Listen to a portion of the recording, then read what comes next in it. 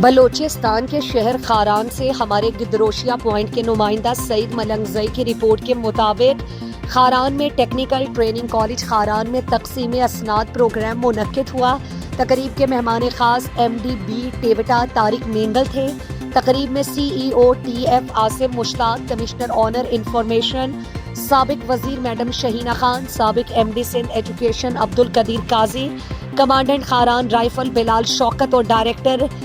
B P پی اے احسان اللہ سمیت خاران کے افسران، سیاسی قبائلی عمائدین، طلباء و طالبات شریک تھے۔ تقریب میں ٹیکنیکل ٹریننگ کالج خاران سے کورس مکمل کرنے والے مرد خواتین میں سند تقسیم کیا گیا۔ تقریب میں ڈائریکٹر ٹیکنیکل ٹریننگ کالج کے ڈائریکٹر سید اللہ داد شاہ نے شرکاء کو تفصیل سے ٹریننگ سینٹر کی کارکردگی پر بریفنگ دی، جبکہ تقریب اسناد کے موقع پر بک اسٹال اور مختلف ٹریڈ کے اسٹال بھی میل اور فیمیل کیمپس میں لگے ہوئے تھے۔ سی او ٹی ایف عاصم مشتاق اور دیگر مقررین نے خیالات کا اظہار کرتے ہوئے کہا،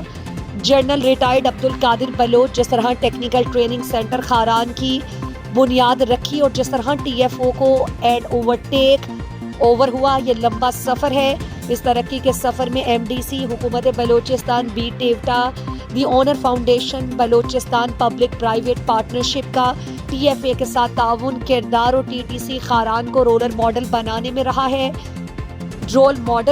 میں رہا اور آج ٹیکنیکل ٹریننگ سینٹر خاران کا صوبے میں ایک بہترین نام پہچان بن گیا، اور امید رکھتے ہیں کہ director technical training centre Kharan کے ڈائریکٹر سید اللہ داد شاہ اپنی ٹیم کے ساتھ مل کر ٹریننگ سینٹر کو مثالی ادارہ بنانے میں کوئی کسر باقی نہیں چھوڑے گا اور خاران سمیت رخشان ڈویژن کے ہر گھر سے ہنرمند نوجوان تیار کرائیں گے۔